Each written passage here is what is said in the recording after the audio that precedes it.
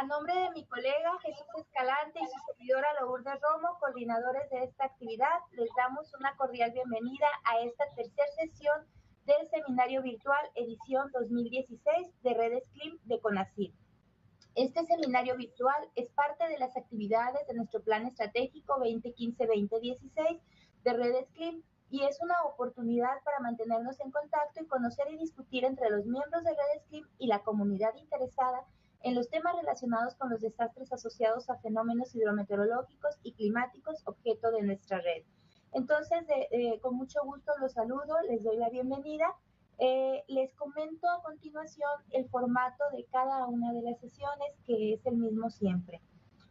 Inicio con una presentación muy breve de nuestro conferencista invitado, a quien le agradecemos mucho que nos haya aceptado la invitación.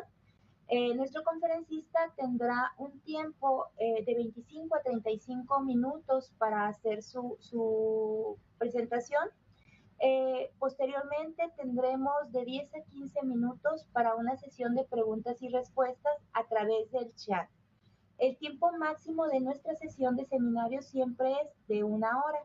Les comento a todos para que no les vaya a sorprender que en el transcurso de las sesiones generalmente se va integrando personas que solicitaron participar en el seminario. Nuestro administrador, cuando ellos ingresan, les cierra cámaras y micrófonos para no distraer al conferencista. Entonces, no se asusten si de repente los ven y no los ven, es por eso, porque les cerramos desde acá de administrador sus cámaras y micrófonos. La manera de participar, una vez que el conferencista concluye con su presentación, pueden escribir en el chat comentarios, preguntas, observaciones, y yo se las leo a nuestro presentador, a nuestro conferencista en vivo, para que las responda también en vivo. Te comento, Carlos, con mucho gusto, que en esta sesión se registraron como 33 personas y hace ratito recibí un correo de nuestro colega Luis Brito en CIPNOT, que invitó a colegas investigadores y estudiantes de posgrado. Entonces te van a estar viendo ahí en un audiovisual en grande otro grupo de personas, y entonces así es como vamos a funcionar. Bueno, una vez dada la bienvenida, me permito presentar a nuestro conferencista invitado, el doctor Carlos Welsh, quien es investigador del Centro de Ciencias de la Tierra de la Universidad Veracruzana.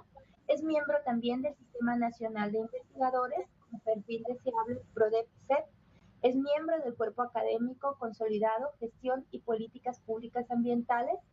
También participa en el Comité Técnico Académico de Redes CLIM. Es profesor de los programas PNPC, doctorado en Ingeniería y maestría en Economía Ambiental y Ecología, así como de la licenciatura en Geografía en la Universidad Veracruzana. El doctor Welsh es miembro de la Unión Geofísica Americana, de la Unión Geofísica Mexicana, de la Red de Expertos en Gases de Efectos Invernadero, del Instituto de Ingenieros Eléctricos y Electrónicos, de la Red Internacional de Indicadores de Sostenibilidad y del Foro de Ciencia e Innovación para la Sostenibilidad. Es profesor colaborador de la Cátedra UNESCO en Sostenibilidad. Es profesor invitado del Instituto de Ciencias Ambientales de la Universidad Autónoma de Barcelona.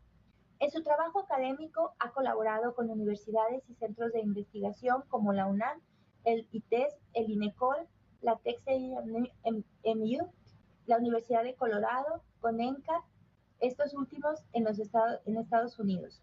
Es autor del primer programa veracruzano de investigación científica y desarrollo tecnológico de 2006.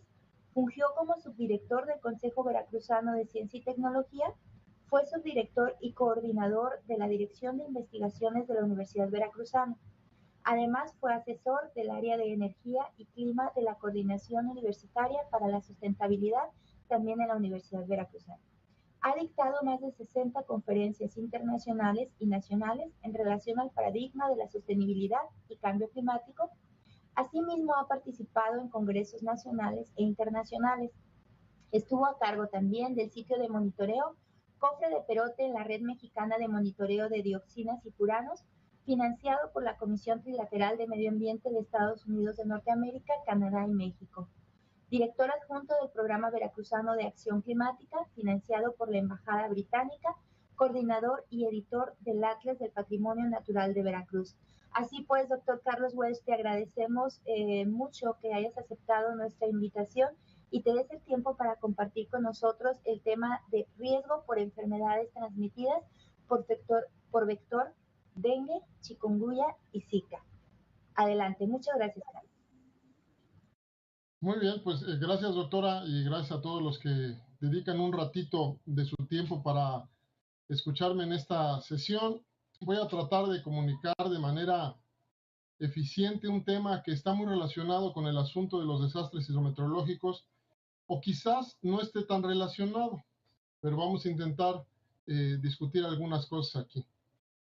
Primero, pues obviamente mucho se discute y se habla en relación a lo que es el clima y lo que es la meteorología y lo que es el cambio climático, pero pocas veces se discute en relación a los temas que aborda en esta misma esfera temporal y la perspectiva de la planificación que se tiene que abordar. Entonces, esta gráfica de Trenberg me ayuda mucho a explicar estas diferencias que a veces no son tan sutiles, ¿no? Entonces, por ejemplo, para hablar de la protección a la propiedad, el asunto de atender las inundaciones, los daños a infraestructura, pues hablamos del ámbito de la meteorología, ¿no? Como está en el primer círculo azul que tenemos en esta diapositiva, porque está en el orden de minutos, horas, días y hasta semanas.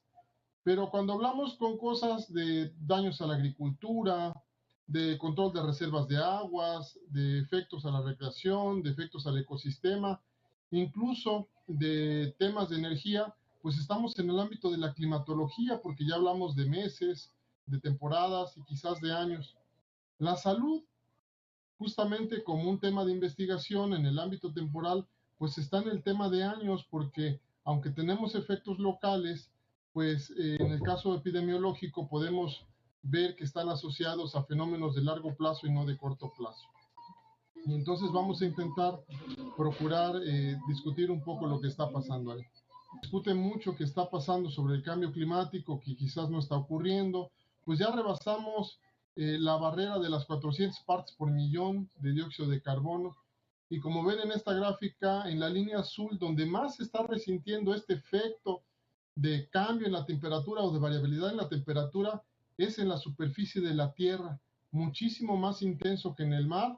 Y en promedio, si sumamos temperatura de la superficie de la Tierra y superficie del mar, pues encontramos que andamos en el orden de 3 grados de variación, pero para la superficie terrestre podemos llegar a encontrar sitios donde la variación ya anda actualmente del orden de los 4 a 5 grados. Entonces, ¿por qué hay que discutir esto? Pues porque dicen que el troyano del cambio climático es el efecto urbano, que no ha sido contemplado, que no ha sido categorizado, y bueno, trataremos de discutir qué tiene que ver esto con la presencia de vectores y con los riesgos. Digo, a lo mejor esta seguramente muchos la conocen, no voy a discutir mucho, pero lamentablemente muchas autoridades, muchos secretarios de medio ambiente o muchos tomadores de decisiones todavía no están de acuerdo que estemos atravesando un periodo de cambio climático y prefieren darlo por no ocurrido.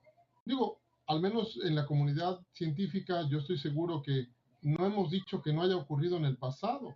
Al contrario, ya han ocurrido cambios climáticos en el pasado. Hemos atravesado por etapas geológicas muy complicadas en el planeta que han causado la extinción de la vida como la conocemos.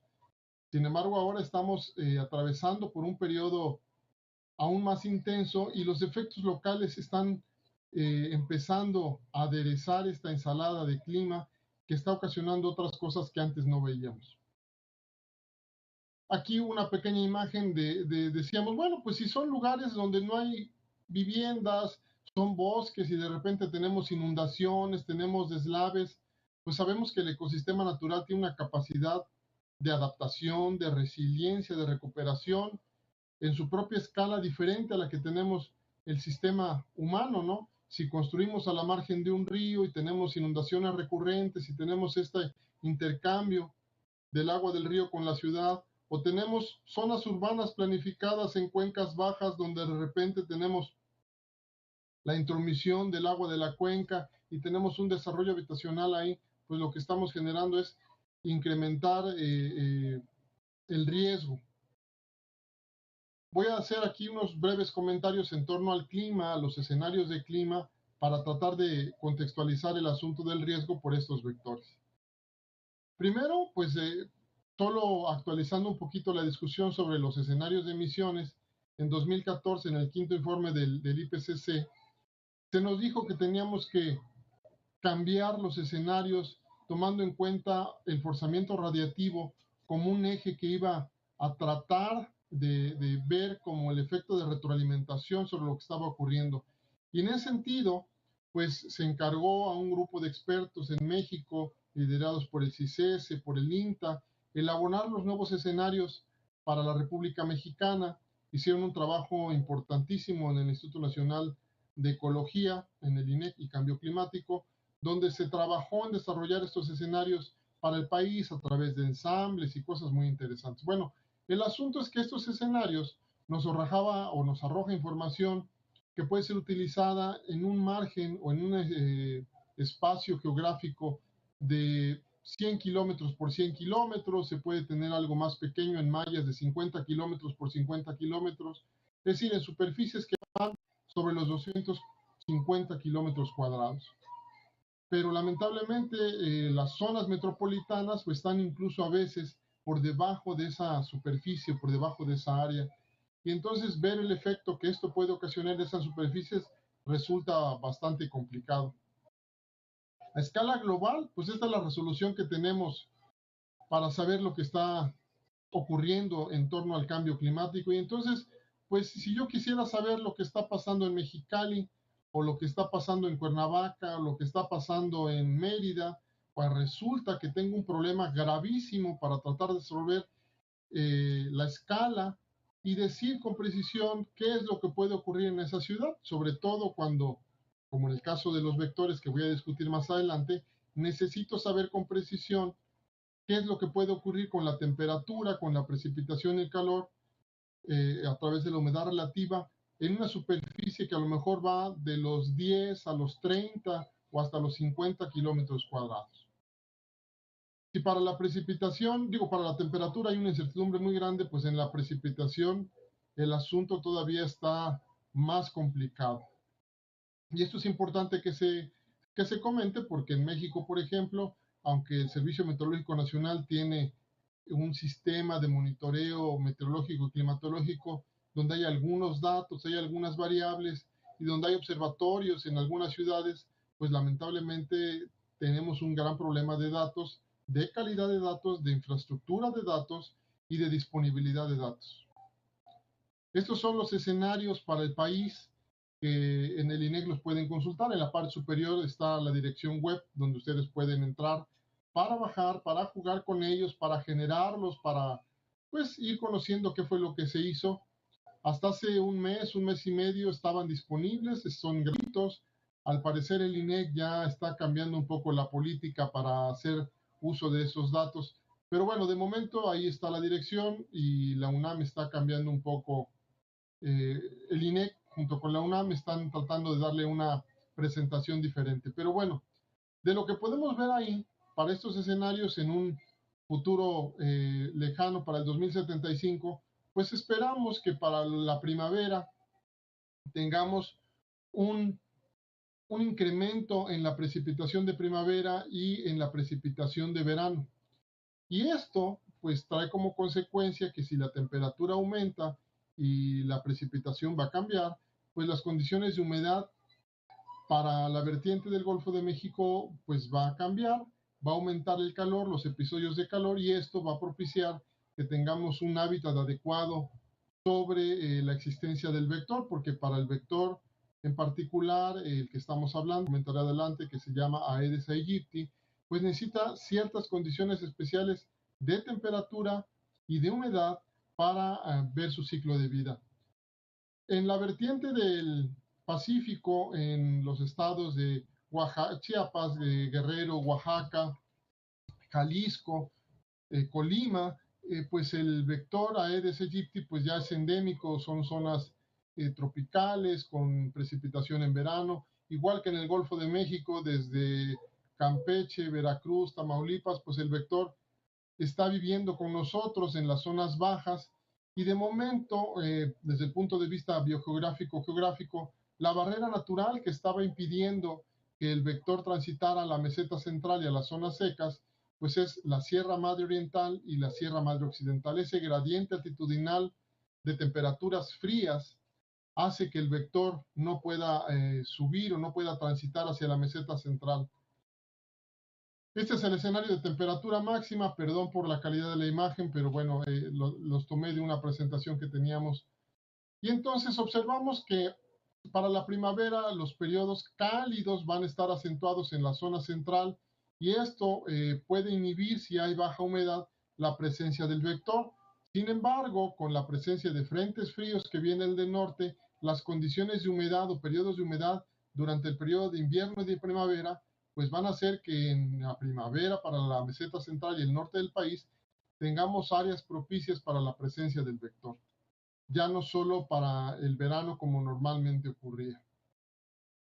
Otro asunto que discutiré un poquito más adelante cuando estemos hablando del vector, pues son los patrones de migración. Es decir, si no hay población humana, aunque exista el vector, pues no hay riesgo, porque nosotros somos el que llevamos la enfermedad y la transmitimos. Bueno, la llevamos en nuestra sangre. Y entonces, si una persona está infectada y cambia su patrón de población por empleo, por vivienda, lo que sea, en 1940, donde apenas estaba existiendo, creciendo la zona conurbada y el área metropolitana. Y esta es la zona de estudio donde hicimos un trabajo para ver si en la Sierra Madre Oriental teníamos presencia del vector o no, y apenas se veía una zona incipiente. Pero lo importante de ahí es que esta es una carretera que conduce todos los productos y mercancías que llegan al puerto de Veracruz, que es el puerto más grande que tenemos en el Golfo de México, donde llegan mercancías desde Sudamérica, Centroamérica, el Caribe y Europa, y que encuentran el espacio para llevarse después a la Ciudad de México a través del Valle de Orizaba en dirección Puebla y de Puebla hacia México. Y este es el mismo patrón de poblamiento, pero 60 años después, donde tenemos ahora en la zona de Veracruz una zona metropolitana bastante grande, de aproximadamente 1,5 millones de habitantes, el Valle de Orizaba, con una población entre los municipios próxima a los 800,000 habitantes, y después el área metropolitana de Puebla, lo que estaba haciendo aquí la barrera de la Sierra Madre Oriental. Y bueno, pues eso es lo que discutiremos, pero es importante comentarlo porque coincide con el patrón de migración de un tren que ustedes conocen, que se llama La Bestia, y que viene desde la frontera sur y que trata de llevar a los migrantes hacia la frontera norte del país para tratar de cruzar hacia los Estados Unidos. Y como decía yo hace unos minutos, ¿no? Si una persona ya está infectada por el vector en Centroamérica y lamentablemente tiene que usar la bestia para llegar a los Estados Unidos, pues esta persona ante la presencia del vector se convierte en un factor de riesgo ante lo que estamos discutiendo. Ahora voy a saltar hacia la salud humana para ponerlos un poco en contexto, ¿no? Primero, este vector Aedes aegypti está siendo un asunto bastante complicado de controlar, pues porque no hay bacteria ni para el dengue, ni para la chikungunya, ni para el Zika.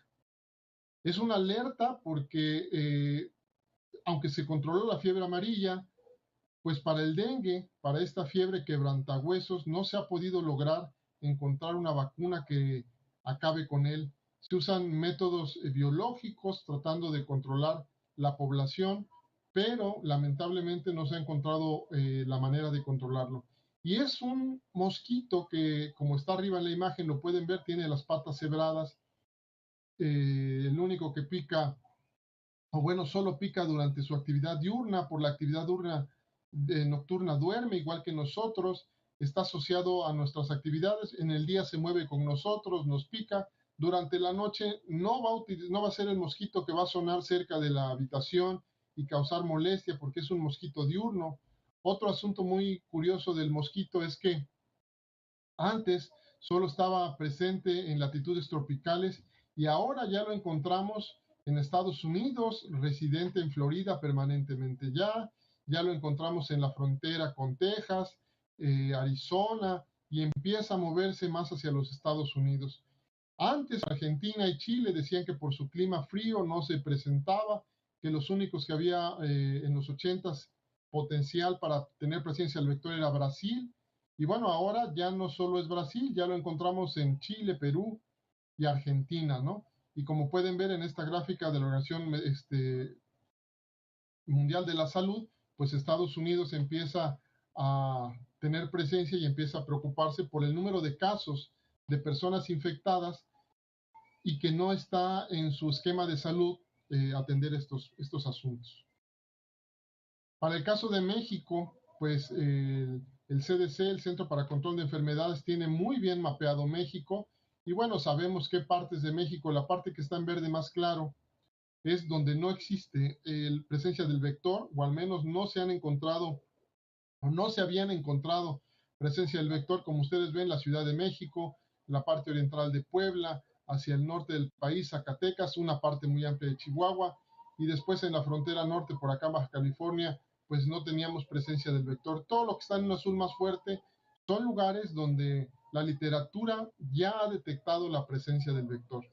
Entonces, como ustedes pueden ver, la Sierra Madre es la que parece oriental y occidental, la que estaba fungiendo como barrera natural, pues por las noches muy frías que estaba teniendo y entonces el vector reduce su actividad. Como les decía yo, es un vector que durante el día está activo junto con nosotros, por la noche no tiene actividad, descansa y entonces las temperaturas frías inhiben también su movimiento. Es un vector que si la temperatura baja, su actividad también disminuye. Si la temperatura baja de los 5 grados centígrados, entra en un estado de descanso total, no de hibernación, porque si hay algún entomólogo aquí se va a disgustar mucho conmigo.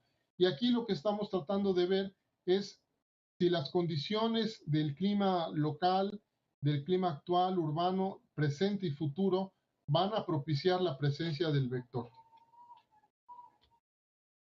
Este es el modelo que utilizamos para tratar de relacionar pues los patrones meteorológicos y climatológicos con los factores sociales y después llevarlo a ver si se había incrementado la presencia y la abundancia del vector.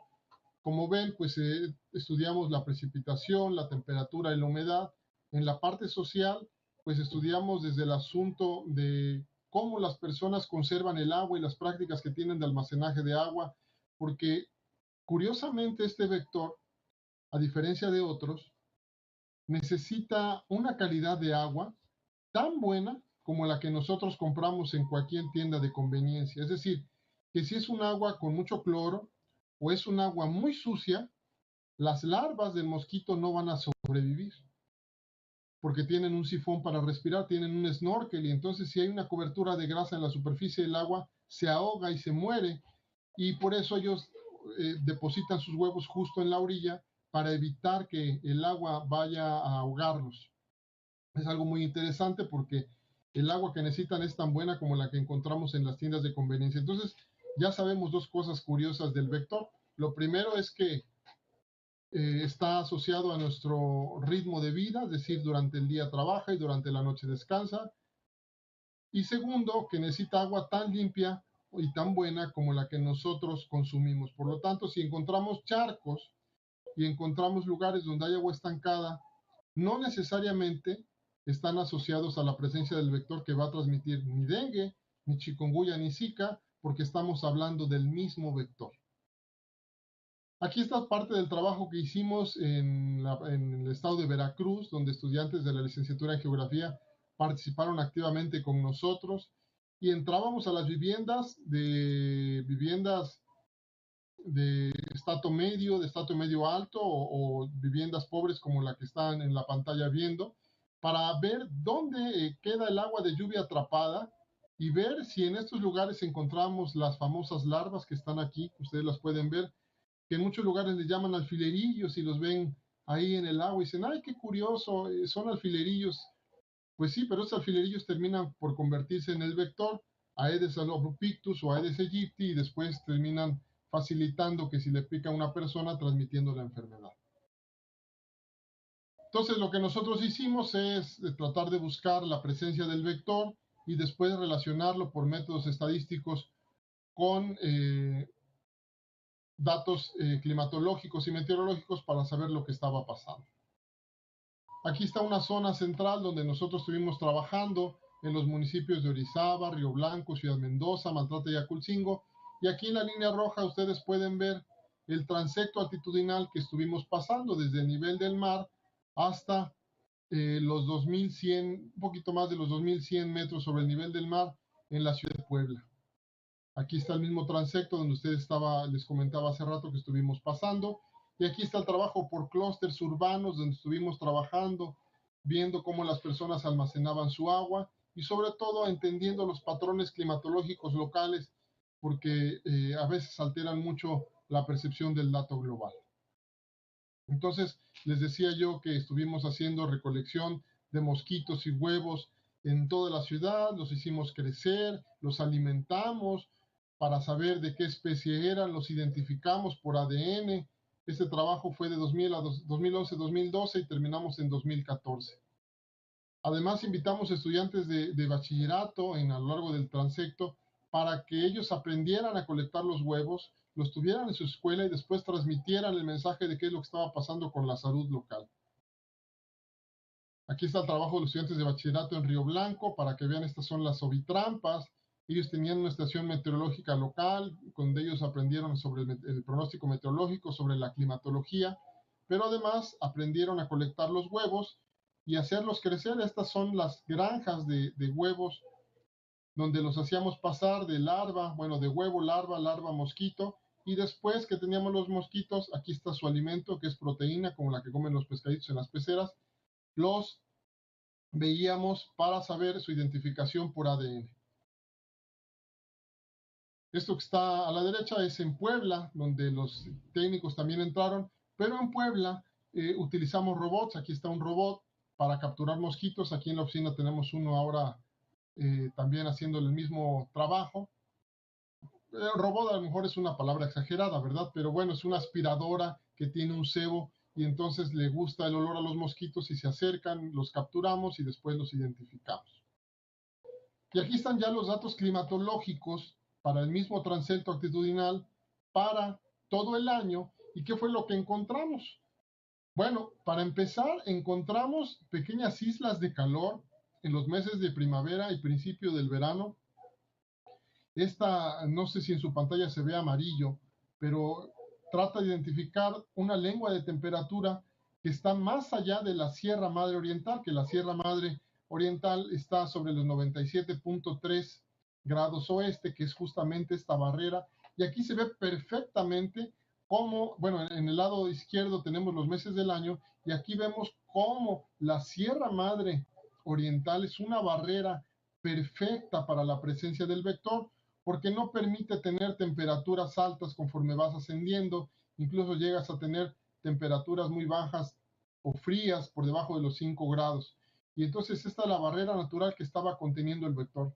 Pero ¿qué es lo que encontramos? Pues encontramos en la ciudad de Puebla que para el final de la primavera y principio del verano empieza a existir una temperatura muy alta, con una humedad muy alta, que probablemente esté asociada al cambio en el clima local y no a la presencia del factor global.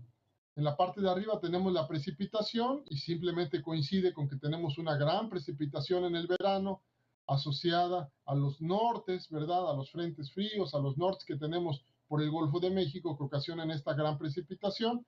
Y vean ustedes que en la parte de Puebla, para los mismos meses, tenemos una precipitación constante. Entonces, si aumenta la temperatura y tenemos esta precipitación, lo que estamos haciendo es tener el hábitat perfecto para el vector. Aquí está parte de las estaciones que tuvimos que colocar para constatar los datos. Estoy en el minuto 24, me apuro para terminar en tiempo.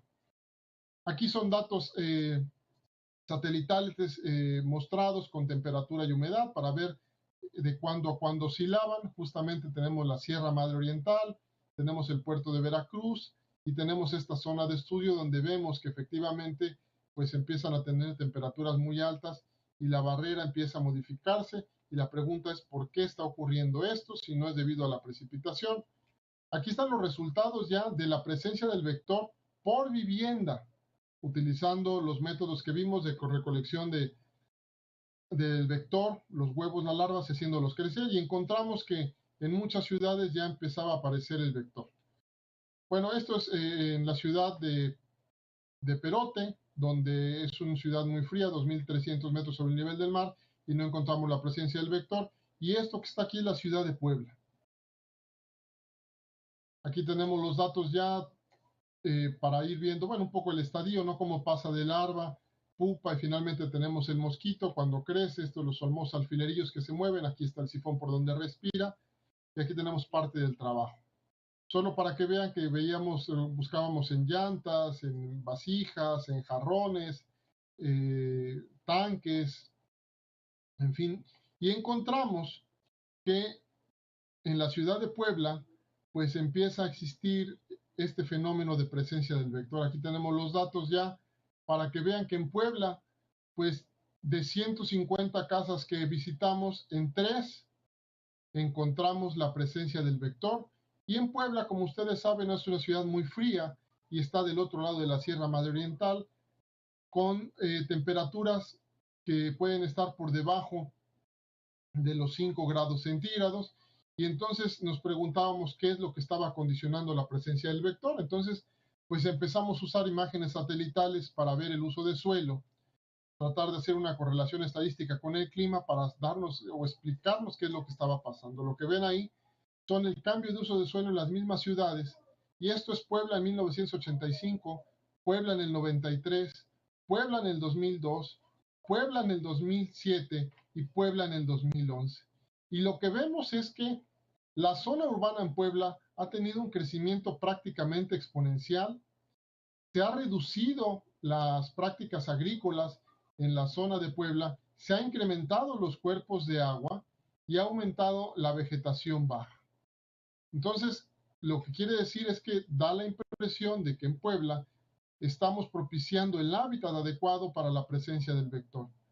Y de aquí tenemos otras ciudades como Orizaba, donde la parte agrícola prácticamente desaparece en estos 30 años.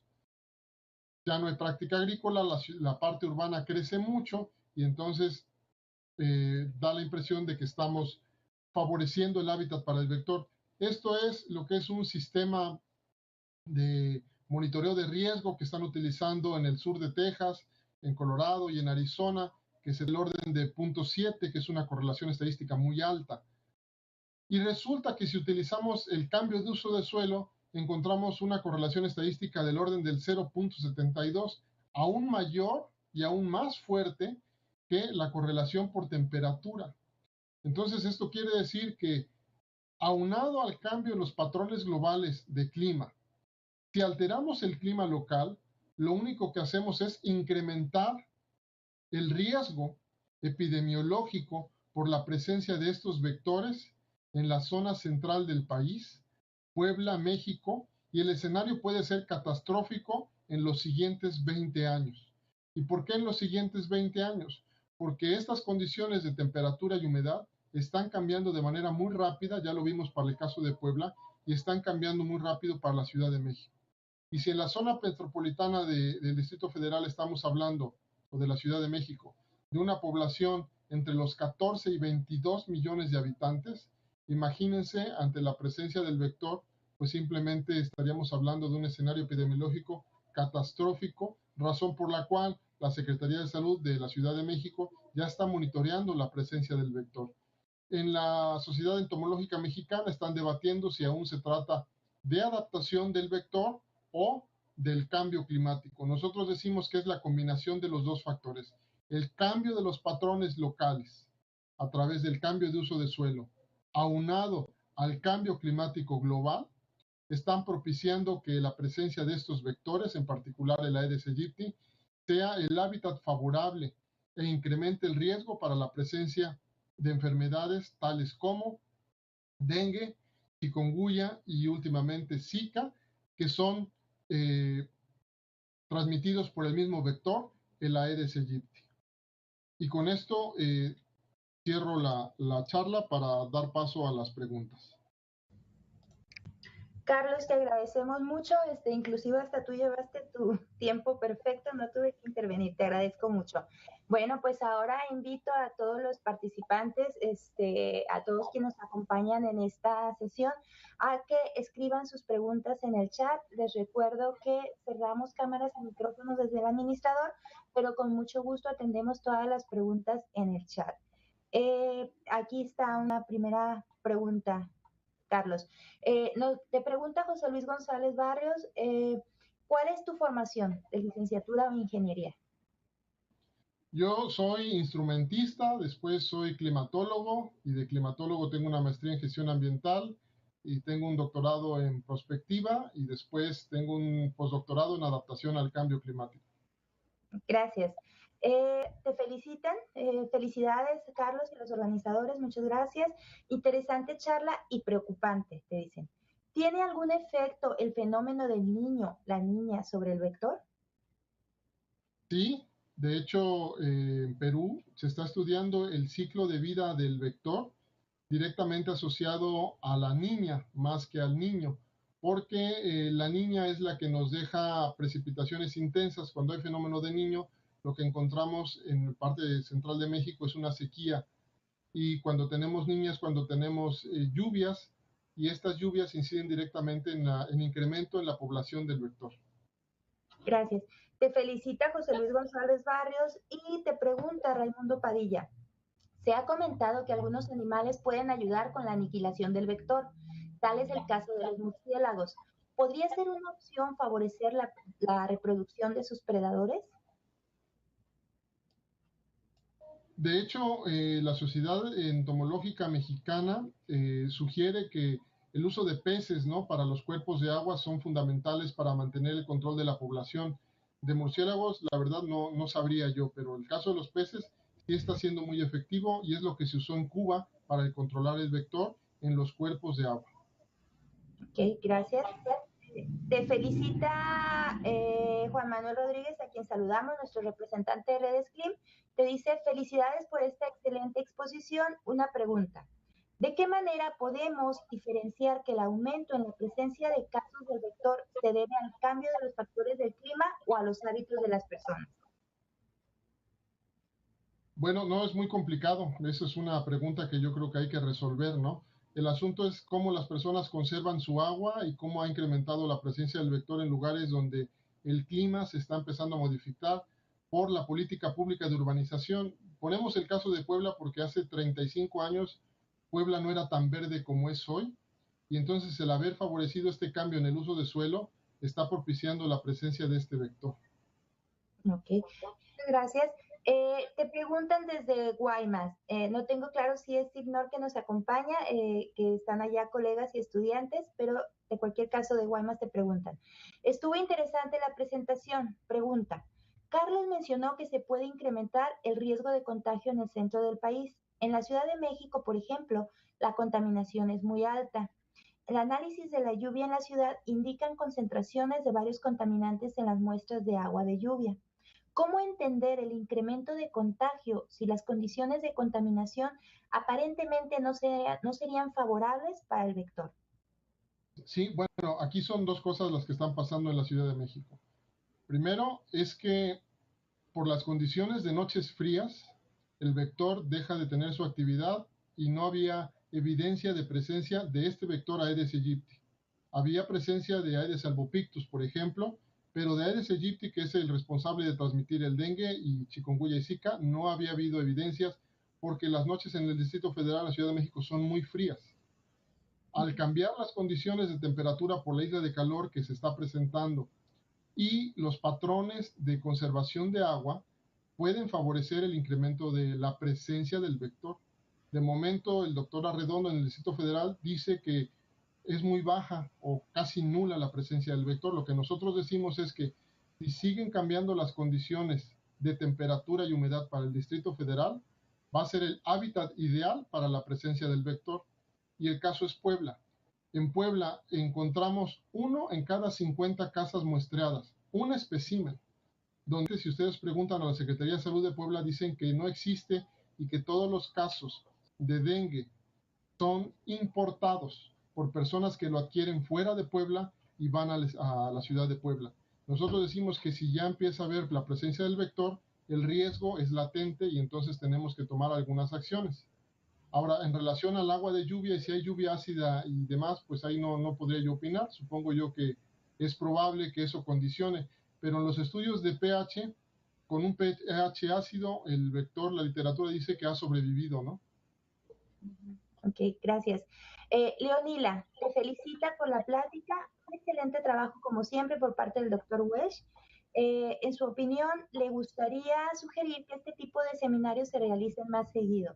Muchas gracias, Leonila, por la sugerencia. Te comento, eh, en las sesiones del seminario Redes Clean han estado programadas para ocurrir cada 2 meses, pero vamos a analizar la posibilidad con mucho gusto. Te invito a ti y a todos los que nos acompañen a que si están interesados en alguna de las sesiones pasadas, pueden entrar a nuestra página de Redes Clean y ahí hay un espacio para un centro virtual donde todas las sesiones se han videograbado y las subimos ahí. Están también ahí por si hay algún tema de las sesiones que ya ocurrieron que les interesa, pues con mucho gusto lo pueden ver ahí, ¿no? Además que hay mucha otra información ahí en nuestro centro virtual. Gracias, Leonila, por la sugerencia. La vamos a analizar. Arturo Álvarez te saluda desde Nayarit y gracias por compartir la información. Pregunta. Las políticas públicas siguen enfocando sus acciones contrarias a la información que nos compartió. ¿Se han hecho intentos de modificar acciones contra el vector? Es decir, que las dependencias del gobierno utilicen o tengan acceso a esta información. Sí, fíjense que curioso, pero cuando terminamos este trabajo en 2014, lo presentamos a la Secretaría de Salud Federal y a la Secretaría de Salud de Veracruz y de Puebla, y cambió totalmente la campaña de patio limpio, que normalmente, bueno, probablemente la recuerden, esta de limpia, tira y voltea. Cuando nosotros presentamos los resultados asociados a que, por ejemplo, se trata de agua limpia y las condiciones del agua para que necesita este vector son diferentes a las de los otros vectores, pues cambió mucho la campaña a nivel nacional. No digo que haya sido por este trabajo, seguramente había muchos trabajos previos que ya habían demostrado que este vector en particular necesita agua de muy buena calidad, y entonces eso ayudó al menos en Veracruz a cambiar la campaña, y pues eso es un cambio en la política pública. Yo creo que sí está haciendo, pero la política de urbanización, de gestión del uso de suelo, sigue manteniéndose igual, y como ustedes saben, se usan especies no nativas para meter a ciertos lugares urbanos porque son más bonitas y son más estéticas, y esto favorece la presencia de hábitats para otras especies que son invasoras. En particular, por ejemplo, los pastos que están metiendo en las ciudades como una alternativa para poner la ciudad verde, pues poco ayudan a esta clase de situaciones y favorecen la presencia de otras especies, no solo de Aedes aegypti. Gracias. Capi te pregunta, ¿cuáles son las características morfológicas del vector que transmite las tres enfermedades? Bueno, sé muy poquito del vector, en realidad, bueno, conozco un poquito, pero es un mosquito que tiene las patas cebradas, a diferencia del mosquito gris tradicional, el Albopictus que conocemos, ¿no? O los otros que conocemos, este tiene sus patas cebradas, se identifica muy bien, a diferencia de los otros, y solo pica la hembra, solo trabaja durante el día y está igual asociado a lugares oscuros, le gusta estar muchos a los oscuros. De morfología, pues es lo único que puedo decir del vector. Gracias. Leonila te pregunta, ¿se ha realizado difusión del cuidado del agua y acerca del tema en las zonas que más se presenta el vector? De no ser así, ¿cómo podemos colaborar? Sí se ha hecho, y como decía la Secretaría de Salud, al menos de Veracruz y de Puebla, sí cambiaron sus estrategias y están haciendo una campaña muy intensa. Pero pues hay que tratar de evitar tener espacios que conserven agua de lluvia, ¿no? Las macetas, que son muy bonitas y que decoran las casas, pues son espacios propicios para la presencia del vector. Ok, gracias. José Luis Barrios te pregunta, ¿es verdad que solo la hembra del mosquito es la que pica buscando sangre como alimento? Al parecer el macho es menos activo en la búsqueda de alimento rico en nutrimentos. También he oído de programas de liberación de machos estériles para controlar las poblaciones de mosquitos. ¿Cómo está esto en Veracruz? Exactamente como lo explica, ¿no? El macho solo se encarga de tener la actividad de reproducción y poco más, y la hembra es la que hace todo el resto de actividades, deja los huevos y está cerca y todo. sabemos que no se aleja más de 5 a 7 metros del nido, sabemos que está muy cerca y que se encarga de la proteína. Y sí, efectivamente, en Chiapas se ha hecho este trabajo con ADN, pero sí es muy complicado y no sé mucho al respecto, pero sí es la hembra la que se encarga de picar y el macho pues es un zángano más. Gracias. Sib Guaymas, te recuerdo que nos están acompañando de Sib Guaymas, estudiantes de posgrado y algunos colegas profesores, que Luis Brito le hizo favor de extender ahí la invitación. Sib Guaymas pregunta, ¿cuentan con evidencias de que el vector esté mutando y esto sea una de las causas de incremento en sitios donde antes no se observaba o bien no eran tan evidentes? No sabemos, lo que nosotros tenemos publicado es que encontramos el vector sobre la cota de los 1800 metros sobre el nivel del mar, cuando antes la literatura decía que no rebasaba los 1700 metros. Y lo publicamos en una revista de entomología y una revista de medicina tropical, y usamos la palabra de adaptación al cambio climático, lo cual hizo que nos rechazaran el artículo casi 15 veces, porque los entomólogos dicen que no podemos aún hablar de adaptación de especies al cambio climático y que teníamos que decir de otra palabra correcta o políticamente correcta que no era adaptación o mutación.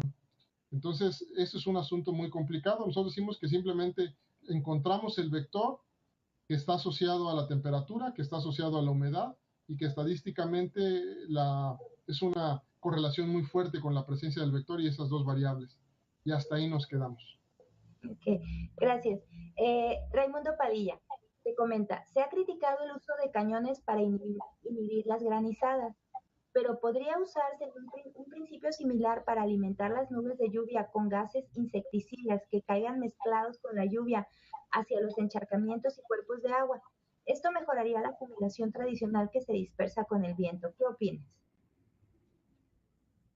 Es muy complicado porque, bueno, podría ser, pero recuerden que hemos tenido problemas muy graves con insecticidas y herbicidas que se utilizan en el campo porque son adecuados para una especie, pero atacan otras y provocan muchos daños a la salud.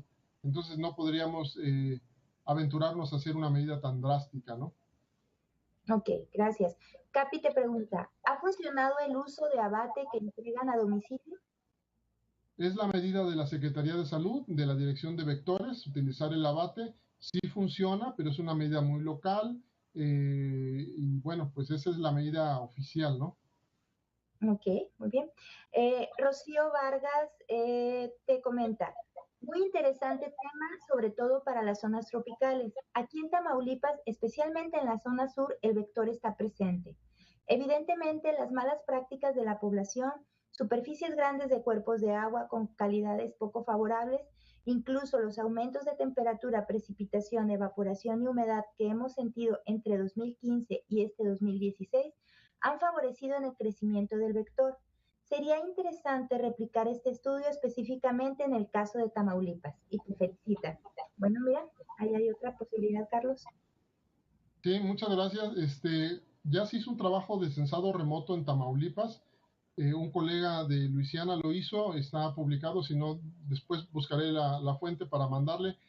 Y el asunto es cierto, o sea, ahora el asunto ya no estamos hablando solo de dengue, sino estamos hablando de cómo se han incrementado dos más, que es chikungunya, como ustedes saben, y el peor de todos, al parecer, el Zika, por su relación con la microcefalia, que como ustedes saben, de momento solo hay una correlación estadística que ha dicho la Organización Mundial de la Salud.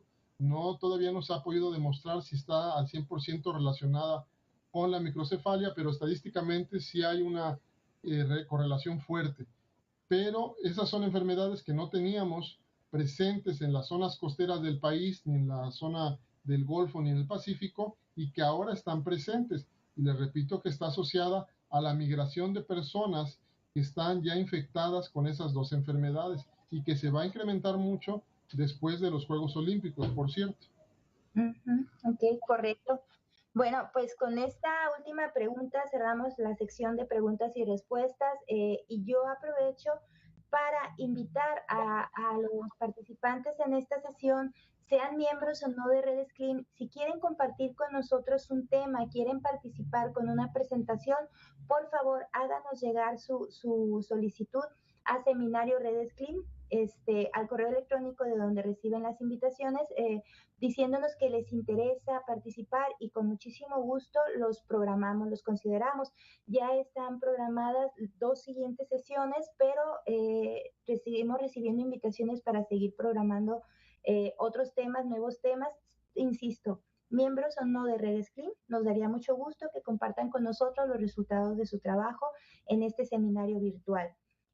Bueno, una última pregunta, Carlos, que llegó aquí, y ahora sí es última, porque también siempre procuramos mucho cuidar el tiempo de inicio y de cierre de la sesión. Luis te pregunta, me gustaría preguntar al doctor Welsh, ¿cómo se ha trabajado de manera multidisciplinaria respecto al tema expuesto? Saludos desde Colec Tijuana. Saludos.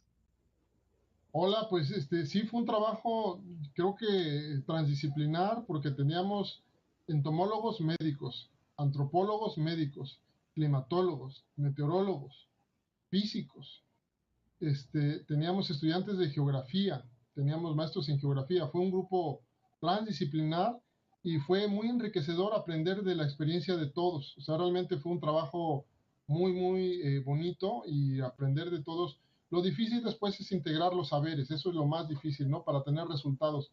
Porque, por ejemplo, los que publicaban en censado remoto necesitaban ciertos datos, los que publicaban en climatología o climatología necesitábamos otro, y los que publicaron en ciencias sociales para lo de los cuestionarios necesitaban otros. Y eso fue lo más difícil, pero al final se consiguió. Y yo creo que lo que me llevo de aprendizaje de este proyecto es que tenemos que ir hacia allá, donde las disciplinas converjan y aporten desde su disciplina proyectos multidisciplinares y transdisciplinares. Y yo creo que la Redes Clean es el efecto o el espacio o el caldo de cultivo perfecto para que esto ocurra, porque tenemos especialistas en todas las áreas que estamos trabajando justamente en desastres asociados a fenómenos hidrometeorológicos y climáticos. Entonces, pues yo creo que es rico escuchar a economistas, escuchar a científicos sociales, a meteorólogos, a antropólogos, a médicos, hablar del mismo problema, pero desde sus bases científicas. Sí, totalmente de acuerdo. Realmente nuestra participación en Redes Clean ha sido una experiencia enriquecedora en este sentido y en muchos otros, ¿no? Igual invitamos a todos a entrar a nuestra página, revisar, envíenos comentarios, sugerencias, nos dará mucho gusto. Te siguen llegando felicitaciones, Carlos, saludamos a todos con mucho afecto, saludos desde Achipancingo, Roel Ayala que nos acompaña allá, José Luis González te felicita, Raimundo, bueno, en fin. Finalmente yo también te felicito, Carlos, te agradezco, te reitero el agradecimiento de esta comisión coordinadora del seminario, mi colega Jesús Escalante y yo, que hayas aceptado participar. Muchas gracias por el tema. Para pronta referencia lo vamos a subir la grabación a nuestro centro virtual, como ya dije, por si después quieres compartirla con otros colegas o hacer referencia a esto.